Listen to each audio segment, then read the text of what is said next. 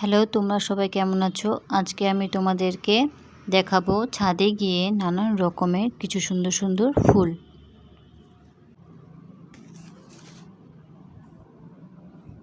তো চলো ছাদে যাওয়া যাক। এবার ছাদে গিয়ে তোমাদেরকে কিছু নানান ধরনের ফুল দেখাবো। তো আমি এখন ছাদে যাচ্ছি, তো তোমরা দেখতেই পাবে কি কি রকমের ফুল আছে।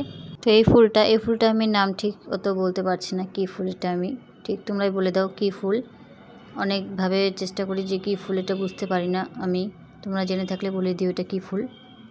খুব ছোট্ট ছোট্ট ফুলটা, খুব গোলাপি কালার হয়, বেগুনি, সাদা।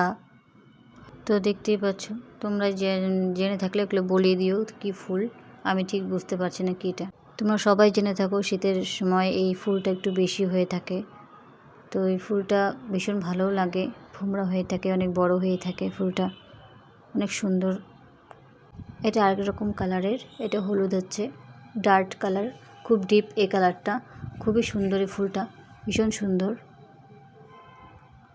দেখতেই পাচ্ছ তোমরা ফুলটা।